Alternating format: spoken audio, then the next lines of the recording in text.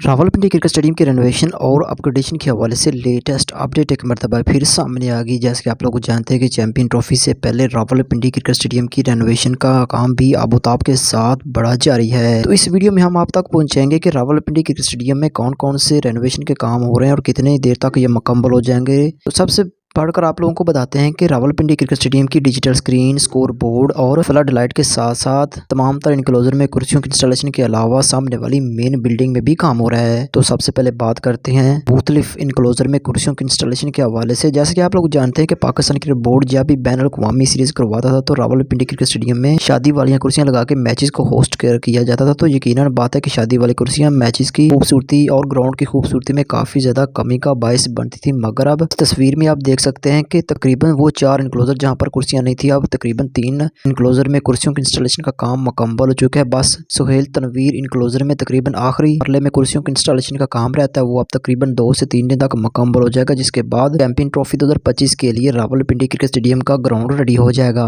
आप लोगों को बताते चलें कि रावलपिंडी क्रिकेट स्टेडियम में इब्तदाई मरले में 14,000 नई कुर्सियां लगाई गई, जो कि यकीनन बात है शौकीन क्रिकेट के लिए एक बहुत बड़ी अपॉर्चुनिटी और चैंपियन ट्रॉफी 2025 से पहले ग्राउंड की खूबसूरती में काफी ज्यादा इजाफा किया जाएगा। अब बात करते हैं डिजिटल स्क्रीन और स्कोर बोर्ड के हवाले से। तो पाकिस्तान क्रिकेट बोर्ड के चेयरमैन पीसीबी मोहसिन नकवी ने रावलपिंडी क्रिकेट स्टेडियम की डिजिटल स्क्रीन को भी आला और बेहतरीन डिजिटल स्क्रीन लगाने का बड़ा फैसला किया है। तो यकीनन बात है कि जो डिजिटल स्क्रीन है वो ग्राउंड की खूबसूरती और मैच के रिप्ले को एक अच्छे अंदाज के साथ दिखाने में मदद फराहम करेगी। अगर हम स्कोर बोर्ड के हवाले से बात करें तो इस वक्त आप तस्वीर में देख सकते हैं कि स्कोर बोर्ड का पैनल लगाया जा रहा है, जो कि तकरीबन 2 से 3 दिन तक मुकम्मल हो जाएगा, जिसके बाद ग्राउंड को आईसीसी के हवाले कर दिया जाएगा ताकि चैंपियन ट्रॉफी के मैचेस को होस्ट करने के लिए एक बेहतरीन पोजीशन दिखाई जाए। तो अब बात करते हैं सामने वाली मेन बिल्डिंग के हवाले से, जिसमें ब्रॉडकास्टर की टीम में हॉस्पिटैलिटी और खिलाड़ियों के फैमिलीज हॉल बनाए गए हैं। तो इसमें भी इंटरनेशनल मियार की सहूलियात नहीं थी, तो लेकिन आप इस तस्वीर में देख सकते हैं कि ग्राउंड की खूबसूरती में काफी ज्यादा इजाफा किया गया और सामने वाली मेन बिल्डिंग में खास तौर पर हर तरह की सहूलियात से रास्ता